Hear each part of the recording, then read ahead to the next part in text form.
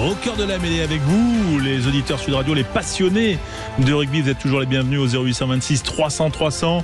Yoann Huget est là, notre consultant Sud Radio, avec Philippe Spanghero bien sûr, avec Alexandre Priam, avec Quentin Cabanis, avec une équipe qui est soudée pour vivre cette 13e journée que l'on vivra encore ce soir avec Toulon-La Rochelle et que l'on vivra également demain en direct et en intégralité parce qu'on est la seule radio à vous offrir tous les matchs en direct et en intégralité. On aura bien sûr le dernier match, le Racing 92 face à Toulouse. Il y aura Antoine Dupont à l'Arena, voilà. Mais surtout, ce soir, avec nous en direct sur Sud Radio, il y a Laurent Travers, le président du Racing 92. Bonsoir Laurent.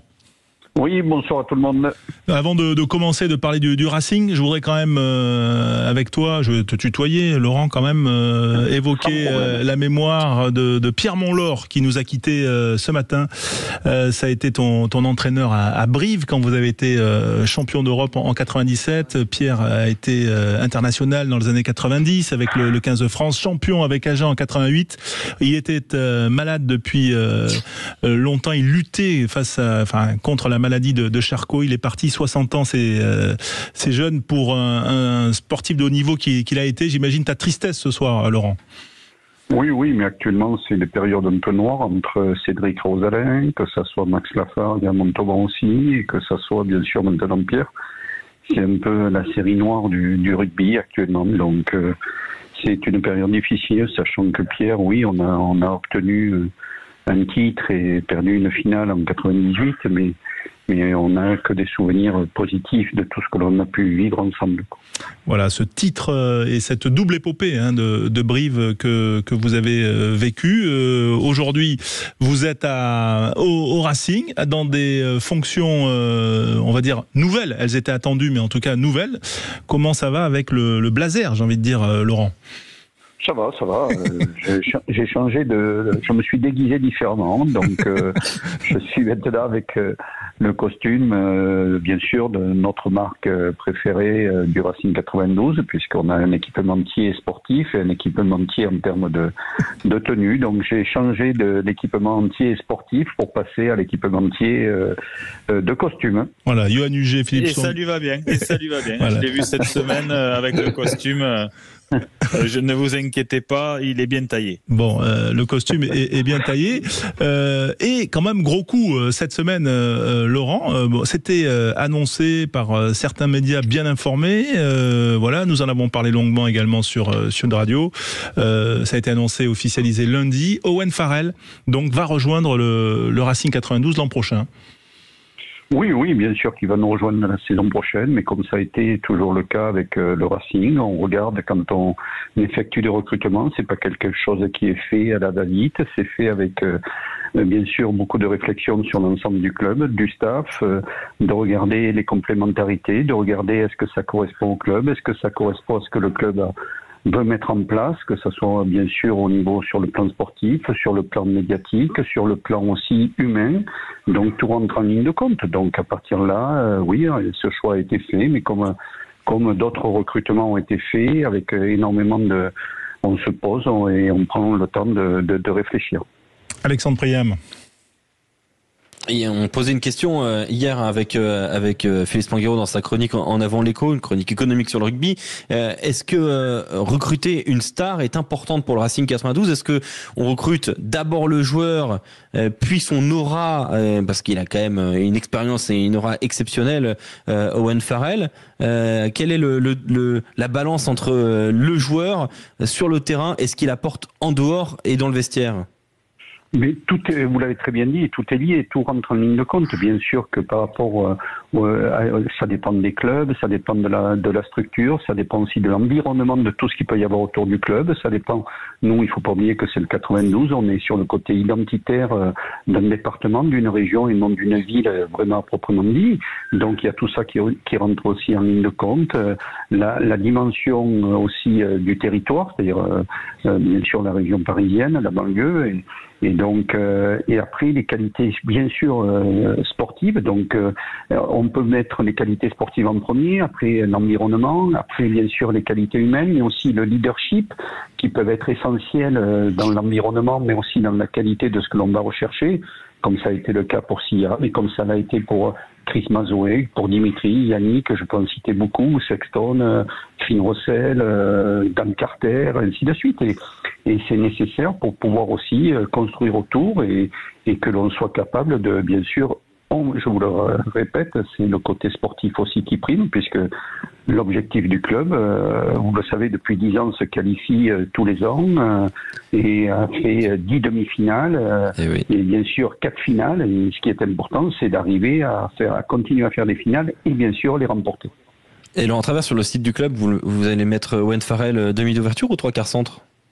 Mais c'est justement et puis vous pouvez parler derrière aussi, c'est-à-dire que il y a une complémentarité qui peut être faite, mais aussi à différents postes, que ce soit plusieurs joueurs. Et vous savez aussi que sur une ensemble de saison, il y a plus de 32 matchs. On va être à 35 matchs, et sur 35 matchs, tout le monde ne peut pas jouer 35 fois numéro 10, ou 35 fois numéro 12, ou 35 fois numéro 6, ou 35 fois numéro 8. Et donc, à partir de là, il est important qu'il y ait une complémentarité, mais aussi une possibilité, une polyvalence qui peut être nécessaire pour que justement l'équipe continue à performer. Philippe, ou peut-être Johan, avec Laurent Travers, président du Racing 92, qui nous fait l'amitié d'être avec nous en direct sur Sud Radio. Non, bonjour Laurent. C'est juste sur le recrutement de Owen. Est-ce qu'il est aussi là pour encadrer les jeunes comme le petit Gibert ou le Garec, les permettre aussi de prendre de l'expérience, pas juste sur les matchs, mais durant toute la semaine, parce que ces joueurs-là, on l'avait vu avec Jérôme Kaino, ils sont observés à l'entraînement, ils sont observés dans leurs skills. Et ça leur permettrait, ça va leur permettre de progresser, je pense, de côtoyer ces joueurs. Mais c'est pas. Alors là, tu l'as très bien dit, Johan. C'est pas pensé, c'est qu'on en est sûr. Il suffit de demander à Antoine le fait d'être en contact avec des Rémi Thalès, des Dan Carter, des François Trenduc, ainsi de suite, et ça lui a permis aussi de monter en maturité. Mais maintenant, je pense que ça y est. On voit le fait qu'il soit déjà avec l'équipe de France, ça montre que lui aussi il a appris et que. Et bien, petit à petit, il va peut être capable de jouer aussi avec ces joueurs-là, de jouer avec Owen Farrell, de peut-être fonctionner avec 2-10 sur le terrain et que ça soit capable d'amener une autre pièce et une autre valeur ajoutée au club, dans le groupe. Et j'en suis tout à fait, on en est l'ensemble du club, et je le dis parce que très fier, parce que c'est aussi lié à tout le côté des éducateurs, des entraîneurs du centre de formation. Il y a 21 joueurs actuellement qui sont dans l'équipe professionnelle, qui sont issus du centre de formation. Au niveau des jeunes issus de la formation française, on est avec le Stade Toulousain les 2 premiers actuellement, donc ce n'est pas lié au hasard. Et comme vous l'avez très bien dit, c'est-à-dire que c'est aussi grâce à ces joueurs-là qui vont nous permettre à nos jeunes qui arrivent de monter à maturité. Et c'est parce qu'ils seront encadrés avec des joueurs d'expérience qui vont pouvoir justement jouer plus jeunes et monter à maturité plus tôt. Philippe Spanghero pour Laurent Travers, président du Racing 92 en direct sur Sud Radio. Ouais, Toto. Alors, j'ai une question concernant la relation peut-être particulière qu'avait Stuart Lancaster avec Owen Farrell. J'imagine que ça joue aussi. On a parlé de tout un tas de paramètres qui ont été pris en compte parce que c'est un recrutement quand même stratégique. Est-ce que Stuart Lancaster considère avoir une relation particulière avec lui aussi, au-delà du fait, j'imagine, de bien s'entendre, puisque sinon il n'aurait pas validé le recrutement. Mais est-ce que vous avez parlé de cette relation entre eux? Oui, bien sûr, et ça a été essentiel aussi dans le recrutement, parce que ça a été beaucoup plus facile. D'abord parce qu'il a une relation, que ce soit avec Owen, puisque là, au départ où il a été sélectionné, Stuart était sélectionneur de l'équipe d'Angleterre, mais aussi avec son papa, Andy, qui est donc aussi rentre en ligne de compte. Et donc pour nous, ça a été bien sûr beaucoup plus facile, et pour le joueur en termes d'intégration, parce que ça aussi, ça rentre en ligne de compte. On sait très bien que quelqu'un qui arrive d'un pays, même s'il est voisin, a toujours un temps d'acclimatation, d'intégration qui est tout sauf négligeable. Et j'espère qu'à travers le fait de l'expérience qu'il a mais aussi les connaissances qu'il a avec Stuart, va lui permettre de gagner du temps, que ce soit pour lui et bien sûr pour les biens de l'équipe du Racing 92. Laurent Travers, je me pose quand même la question, on voit qu'il y a beaucoup de gens qui disent voilà, la masse salariale du Racing 92, comment ils font, c'est pas possible. Mais est-ce que déjà, alors je ne sais pas si vous pouvez nous donner le salaire exact de Owen Farrell, mais j'imagine pas. Si, c'est ce qui était prévu, Laurent. Ah bon, alors très bien, alors, Laurent. Non mais plus sérieusement, est-ce que Owen Farrell aujourd'hui est un 10 qui coûte plus cher qu'un bon 10 de top 14. Nous, selon nos informations, on est autour de 40 000, ce qui est beaucoup, mais évidemment, mais 40 000, 45 000 euros par mois. Est-ce qu'on serait dans cet ordre-là? Est-ce qui expliquerait que finalement, Owen Farrell, c'est pas non plus des montants démesurés? Non, ce qu'il y a de sûr, c'est que vous le savez très bien, et il n'y a jamais eu de choses qui ont été faites démesurées. Je vous dis, on a pris le temps de se poser, de discuter, de regarder ce qui était bien pour l'ensemble de l'équipe et du club. Et donc, à partir de là, oui, il a coché pas mal de cases, et sur ce plan-là, il n'y a aucun risque. Et je peux entendre, je peux comprendre que certains puissent penser qu'au niveau des calculs, sachez une chose, c'est qu'on est contrôlé comme tout le monde, et que on sait aussi au Racing 92 compter, et on sait aligner les chiffres et faire ce qu'il faut. Vous savez, on est à la bonne école avec un président qui sait manier très bien et qui sait faire ce qu'il faut au niveau sur ce plan-là. Donc après, je peux vous dire une chose, c'est que il n'y a aucun souci que les gens puissent, s'ils ont le droit d'en discuter, d'en parler, il n'y a aucun souci là-dessus. Ce que je peux vous dire, c'est qu'on a pris le temps, nous, je vous le répète, de se poser. Et oui, ça n'a pas été, bien sûr, on n'a pas cassé, comme on dit dans le jargon rugbystique, cassé la tirelire pour que Owen puisse nous rejoindre. Je peux vous dire que beaucoup de personnes... On est très loin du salaire de Dan Carter, par exemple, ou voilà, c'est pour ça que je vous dis, beaucoup de personnes seraient très étonnées. Très étonné. Ça veut dire quand même que Owen Farrell va va arrêter sa carrière internationale quand il sera au Racing. On est d'accord sur ça. Mais de toute façon, il y a une règle qui est faite. C'est-à-dire les joueurs anglais qui viennent en France ne peuvent pas être sélectionnés comme les joueurs néerlandais. Donc, il sait très bien qu'en venant en France, mais je pense que Owen aussi en avait la nécessité, l'envie. C'est un enfant du pays, c'est un enfant des Saracens. Quand on connaît la longévité qu'il a eue avec ce club et avec tout ce qu'il a pu gagner avec le club des Saracens, il avait besoin d'une bouffée d'oxygène. Il a 32 ans, que ce soit pour sa famille, pour lui. Et je pense vous inquiétez pas, il s'exprimera quand il viendra et quand il sera sur place. Mais je pense que c'était une nécessité. Il voulait connaître une autre aventure sportive et humaine. Et donc, il a choisi le Racing 92. On en est les plus heureux. Voilà, il pourra venir sur Sud Radio d'ailleurs. On passe l'invitation, là, Laurent. Voilà. Pardon, François, mais est-ce qu'on a le temps? Est-ce qu'on a le temps d'une dernière question? Mais bien sûr, bien sûr. Oui, on a le temps. Ça dépend de Laurent. Pour moi, il n'y a pas de problème. Non, moi aussi. On a eu un débat sur la comparaison entre Johnny Sexton et l'arrivée d'Owen Farrell. Et je disais, moi, que je pensais que l'adaptation serait beaucoup plus facile parce que forcément, on va pas taper sur Johnny Sexton, mais je disais que j'avais l'impression que Johnny Sexton avait passé sa vie dans des équipes où les dispositifs étaient construits en fonction de lui, ce qui est beaucoup moins le cas d'Owen Farrell. Il n'y avait pas en plus cette relation de proximité avec Stuart Lancaster. On a senti qu'elle n'était pas complètement réussie, l'intégration de Johnny Sexton au Racing. Est-ce que tu as un regard là-dessus avec le recul? Ce qu'il y a de sûr, c'est que le contexte est complètement différent. C'est-à-dire que Johnny, quand il est arrivé, on a attendu beaucoup sur lui aussi. Donc ça a mis énormément de pression. Et lui aussi, c'était un enfant du Leinster qui n'avait pas jamais quitté. Donc le contexte est à peu près similaire. Mais la différence, comme on l'a dit, c'est que Owen le vient avec un peu plus, déjà en termes d'âge, beaucoup plus vraiment... Là, c'est vraiment réfléchi. Il a vraiment pris cette option-là. Johnny, c'était dans un but de relancer aussi et de mettre en place.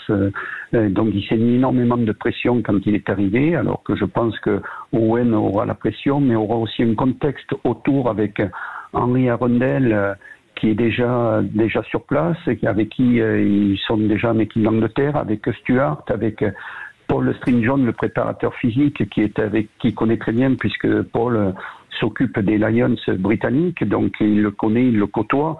Donc il va arriver dans un contexte qui va être aussi différent puisqu'il a des têtes qu'il connaît bien, alors que Johnny est arrivé, il s'est retrouvé seul et dans un contexte complètement différent. Donc c'est pas non plus, ça n'a pas été vraiment facile. Et pour revenir à Johnny, je peux vous dire qu'il a énormément participé à l'éclosion et que ça soit avec Rémi Thalès ainsi de suite, de façon à ce que tout le monde puisse justement apporter quelque chose à l'équipe. Et alors même si les gens ont été déçus peut-être du rendement qu'il a pu avoir sur le terrain, je peux vous dire une chose, c'est que nous on n'a pas été déçus de tout ce qu'il a pu faire en interne pour le club. Vous avez été déçu de ses propos quand il disait qu'il avait fait une erreur de venir au Racing ? Mais déjà, il faut le sortir. La phrase, elle a été prise dans un contexte qui était différent. Et vous voyez, comme il suffit de prendre cette phrase-là, j'ai fait une erreur de venir au Racing. C'était pas en parlant du club ou en parlant du contexte. C'est qu'il estimait que par rapport à ce qu'il avait fait avec le Leinster, il pensait qu'en fait, il aurait peut-être dû y rester pour faire toute sa carrière dans un club. Donc, c'était pas du tout en étant méchant vis-à-vis du club ou méchant, c'est que peut-être avec du recul, il se dit j'aurais peut-être dû le faire peut-être plus tard. Donc, vous voyez, tout dépend comment on le prend. Comme va le faire Owen Farrell, effectivement, avec cette maturité. Vous le disiez tout à l'heure, vous êtes le club du 92, vous êtes aussi, entre guillemets, en rivalité sur les amateurs du rugby de l'Île-de-France, avec le Stade français. Est-ce que c'est important d'avoir aussi des têtes de gondole, entre guillemets, comme Colissi cette année, puis Farrell l'an prochain? Et est-ce que vous mesurez, par exemple, l'impact de l'arrivée de Colissi sur vos abonnés, sur la fréquentation? Est-ce que ça, vous arrivez à le quantifier? Bien sûr que ça amène, je peux vous dire, une valeur ajoutée, et ça c'est indéniable, que ça soit sur des valeurs bien sûr sportives, mais comme je vous l'ai dit tout à l'heure, humaines et bien sûr sur le côté communication. Mais vous savez, quand on a affaire à des gens de cette classe-là, comme je l'ai toujours dit, tout le monde parle de stars, mais pour être une star, c'est qu'il faut énormément de travail. C'est des gens qui sont d'un sérieux et d'un travail exemplaire. Donc pour nous, c'est déjà très important vis-à-vis de tous nos jeunes, comme je vous l'ai dit, qui sont au niveau du club. Et je pense que c'est aussi une vitrine et sur un côté attrayant pour montrer aussi ce qu'ils sont capables de faire et pourquoi ils l'ont fait et comment ils font pour réussir. Et donc, sachez une chose, c'est que pour nos jeunes, c'est vraiment une valeur ajoutée. Quentin Cabanis, question pour Laurent Travers, président du Racing 92, avec nous en direct sur Sud Radio. Bonjour Laurent, moi j'ai une question en ce qui concerne les délocalisations. On a vu que plusieurs fois le Racing a été obligé de délocaliser puisque l'Arena a été prise pour d'autres événements. Il y a eu Le Havre, il y a eu Lens et là il y aura Auxerre prochainement. Je voulais savoir justement comment votre choix se portait sur le choix des endroits où vous délocalisez. Des bons clubs de foot. Et pourquoi Auxerre par exemple là pour les prochains? C'est très très très simple. D'abord, oui, on est très heureux que Paris La Défense Arena puisse accueillir énormément de spectacles, que ce soit des spectacles sportifs ou des spectacles, bien sûr, sur le culturel et chanteurs. Pourquoi ? Parce que ça veut dire que bien sûr, Paris La Défense est très attrayant, que ce soit sur le plan sportif ou sur le plan de culture. Donc, on en est très heureux parce que c'est aussi pour nous un équilibre nécessaire financier pour l'ensemble du groupe de Monsieur Lorenzetti. Donc, à partir de là, voilà. Et on le savait très bien et on l'a toujours dit et ça a toujours été très clair que c'était une salle de spectacle sur laquelle on s'est débrouillé pour pouvoir jouer au rugby, sachant que c'est notre maison et bien sûr, notre maison, par moment, peut être occupée par un autre événement. Et il est important pour nous de pouvoir trouver l'endroit où on peut aller, sur lequel c'est aussi sur le côté, bien sûr, humain, financier, sportif. Et c'est vrai que Auxerre, qui est le côté un peu la Bourgogne, a mené du rugby. Alors bien sûr que Nevers est pas... Et un peu sur ce côté-là, on voit l'engouement qu'il peut y avoir et on s'est aperçu que le club d'Auxerre était très très très accueillant, avait envie aussi de pouvoir recevoir du rugby. On est allé les rencontrer et en plus on a la chance que l'entraîneur de l'AG Auxerre, qui est Christophe Pellissier, quelqu'un que je connais aussi et qui aime le rugby puisque c'est origine toulousaine et donc à partir là, il est vraiment du sud-ouest, il connaît bien le rugby. Et donc, tout a été fait pour qu'on puisse justement organiser 2 matchs, qui seront les matchs de Bayonne et de Pau. Donc, voilà, on en est aussi content. Alors, bien sûr que c'est par moments contraignant pour nos partenaires, pour nos supporters. Mais sachez une chose, c'est que le club mettra tout en œuvre pour que nos supporters et nos partenaires puissent nous accompagner en Bourgogne ou dans Lyon. Et faire voir un match de rugby et faire une dégustation de vin. Laurent, on va revenir peut-être sur toi, juste sur ton nouveau costume de président. D'abord, première question, est-ce que ça te démange pas le survêt? Parce que t'as toujours été un entraîneur très passionné, très méticuleux, voilà. Donc, est-ce que ça te manque pas déjà ça, ces émotions-là? Et la deuxième, est-ce que ton périmètre va s'élargir? Est-ce que tu vas devenir le président de l'Arena? Est-ce que tu vas aller au-delà du Racing 92? Alors, j'ai déjà un siège qui est assez large et je vais essayer de l'occuper et qu'il ne soit pas non plus trop grand parce que c'est à moi de faire mes preuves. Donc, avant de parler de plus grand que le Racing 92, sachez une chose, c'est que c'est déjà une très belle fonction. C'est un choix qui a été fait avec M. Lorenzetti, donc ça a été voulu. Après, vous dire que ça ne me démange pas, ça serait mentir, donc c'est pas ma façon de faire. Et bien sûr que par moment, le terrain me manque, la vidéo, même si j'en fais toujours parce que je veux rester au contact de tout ça et je suis capable de décortiquer, comme j'ai pu le faire cet après-midi, les matchs, d'essayer d'analyser, de dire qu'est-ce que je pourrais dire, qu'est-ce que je ferais si j'étais dans le vestiaire. Bien sûr que ça me démange, mais comme je vous l'ai dit, ça a été voulu, ça a été décidé entre nous. Donc, à moi de prendre vraiment la pleine possession du poste que j'ai. Ça demande pas mal de choses déjà, et de me concentrer là-dessus. Après, si je sens que ça me démange trop et que vraiment, on verra pour l'avenir. Mais pour le moment, je vais essayer de répondre présent aux attentes qui m'ont été fixées et de façon à répondre vraiment pour le bien du Racing 92. Et après, on verra plus tard. Philippe ou Johan pour une question à Laurent Travers. Johan. Non, mais je l'ai posé sur le fait d'avoir choisi Owen sur l'encadrement et surtout le fait de faire progresser. T'as qu'une question, toi, Johan. Dès voilà, mais tu peux en avoir deux pour le même prix. Non, tu veux pas demander à Laurent. De quoi? À jouer au qui je suis? D'abord, il pourrait faire un petit qui je suis avec nous parce qu'il a quand même une culture rugby. Là avec François et nous, ça peut faire voilà. Non, mais c'est savoir combien il gagne lui, peut-être aussi du coup, comme on a parlé de Owen Farrell, savoir s'il a pu renégocier son salaire à la présidence en élargissant les mandats sociaux. Non, mais moi je suis pas dans l'économie, je suis dans le maillot, Philippe. Alors, pour revenir là-dessus, sachez une chose, c'est qu'il vaut mieux entraîner. D'accord. C'est déjà une réponse. C'est déjà une information. Voilà. Et Quentin, tu as une question? Ouais, moi je voulais avoir des nouvelles de Tuisova, savoir où est-ce qu'il en est et quand est-ce qu'on le verra. Ça, c'est le client. C'est bien, Josh, non, vraiment quelqu'un de très sérieux. Voilà encore quelqu'un qui a de grosses valeur humaine, qui est toujours présent au club, qui arrive, qui a le sourire, donc et qui fait tout ce qu'il faut pour pouvoir revenir le plus rapidement possible. Mais on ne brûlera pas les étapes. Ce que l'on veut, c'est qu'il puisse revenir avec toute la possession, que ça soit vraiment solide et bien solide. Mais quand on voit, alors vous le savez tous, quand on voit les mollets, les cuisses qu'il a, alors si en plus il les renforce, vous imaginez comment il va être. Ouais, ça va être du costaud, mais enfin ça. Alors, quand il travaille le haut, il faut pas se mettre à côté. C'est-à-dire qu'en fait, tu as l'impression que toi tu es un poussin et que lui il est senior, quoi. Donc tu te mets un peu plus loin parce que comme ça, sinon tu as moins l'air ridicule. Voilà, mais Toto, par rapport à moi, quand on faisait du développé couché à Buenos Aires en 2011, ça fait comment?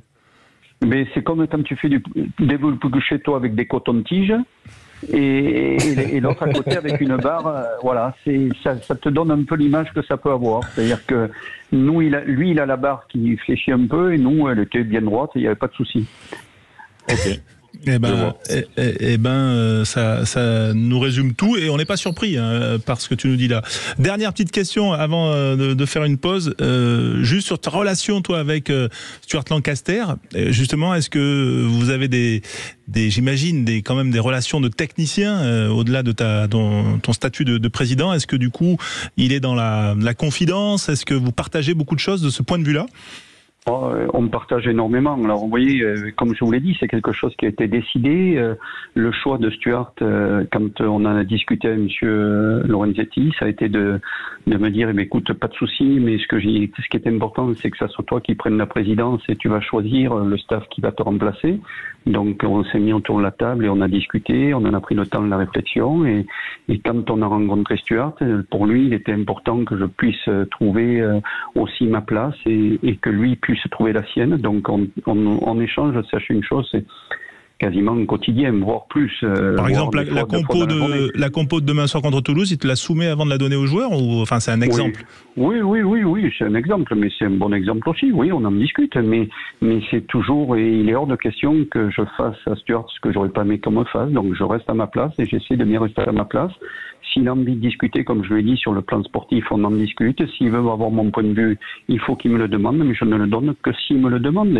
Et je peux vous dire que oui, il me le demande, et c'est important que l'on puisse échanger, mais pareil pour tout ce qui est sur le recrutement, on se réunit toutes les semaines, donc pour en discuter, pour regarder l'avancement, on discute des joueurs, des relations qu'il peut y avoir, mais aussi par rapport au staff, joueurs, et ça c'est le rôle aussi essentiel pour que Stuart va être concentré sur tout ce qui touche le terrain, tout ce qui est extra-sportif, recrutement, agent, ainsi de suite. C'est une organisation que l'on a en interne et donc il y a des domaines qui me sont vraiment rattachés, et pour que de façon à ce que Stuart puisse être beaucoup plus libéré sur le côté bien sûr terrain. Merci Laurent Travers d'avoir été avec nous en direct pour cette longue interview. C'est un plaisir de t'avoir avec nous, Laurent, président du Racing 92, et demain soir en direct à vivre sur Sud Radio, Racing 92 face au Stade Toulousain. Bonne soirée, bon match ce week-end et puis surtout bonne saison pour le Racing qui est leader du top 14. Merci Laurent. Sud Radio. Sud Radio. Parlons vrai. Parlons vrai. Sud Radio. Parlons vrai. Qu'est-ce que l'APER fabrique encore? Eh bien, cette fois-ci, l'APER fait dans la réduction qui fait bien les choses. La remise qui tombe à pic. 20% pile poil sur l'article que vous voulez acheter. Cuisine, salle de bain, menuiserie. Jusqu'au 31 janvier, en magasin. Et en ce moment, des enseignes qui font 20% sur ce que vous voulez. Vous en connaissez combien? l'APER. Il n'y en a pas deux. Conditions sur l'aper.fr. Sud Radio à Toulon en DAB+. Sud Radio. BMW. Filez en rendez-vous, allez à la salle, récupérez les enfants, retrouvez ses amis. Pour les sportifs du quotidien, il y a la BMW Série 1 Finition M Sport à 390 € par mois, sans apport. Venez l'essayer chez votre concessionnaire et découvrez des offres exceptionnelles sur une sélection de BMW. Exemple pour une BMW 1.18 iM Sport. Offre LLD 36 mois, réservée aux particuliers jusqu'au 31 mars 2024. Conditions sur bmw.fr. Au quotidien, prenez les transports en commun. Sud Radio, au cœur de la mêlée, François Trio. Eh ben, c'était intéressant d'avoir Laurent Travers en direct sur Sud Radio. Voilà, Johan, Philippe, juste peut-être un mot sur ce que vous avez retenu de ce que Laurent nous a donné dans cette interview. Johan ? Le mot qu'on peut retenir, c'est que tout a été posé et réfléchi au Racing. C'est pas des coups de folie, notamment sur le recrutement d'Owen Farrell. Ils savent où ils vont et comment ils y vont. C'est surtout le plus important. Philippe ? Ouais, moi, ce que je retiens, c'est toutes les solutions qu'ils attendent qu'Owen Farrell les amène dans les compositions d'équipe. Ouais, c'est effectivement. Parce que on a retenu quand même qu'ils avaient pas mal réfléchi sur toutes les solutions, puisqu'on parlait de 10-12 et puis il nous a même parlé de ce que ça a amené comme solution au poste d'arrière. Donc on voit que c'est quand même bien réfléchi. Alexandre, ce que je retiens, c'est qu'il ne sera pas président longtemps. Je pense qu'il redeviendra entraîneur dans pas très très longtemps, Laurent Travers. Tu dis ça parce qu'entraîneur ça paye mieux ou parce que le terrain lui manque? Déjà, et puis parce qu'on sent qu'il est complètement amoureux de ce sport. Et je retiens aussi la franchise toujours de Laurent Travers. Et voilà, c'est toujours un super plaisir, enfin vraiment un plaisir de l'avoir sur Sud Radio. Et voilà, dans ce nouveau format d'entretien de 25 minutes, ben voilà, je trouve que c'était vraiment c'était super de l'avoir comme comme premier à passer au révélateur Sud Radio Rugby. Voilà. Tiens, j'en profite pour vous donner rendez-vous lundi au cœur de la mêlée, 20h, nouveau rendez-vous de Sud Radio, 20h avec Yoann Huget, Philippe Spanghero, puis vous, bien sûr, au 0826 300 300. Laurent Sampéré, l'un des adjoints de Fabien Galtier, sera avec nous, un des nouveaux venus dans le staff du 15 de France sera avec nous. Donc lundi soir pour parler de ce début du tournoi France-Irlande, voilà notamment, puisqu'il y aura d'autres invités également lundi.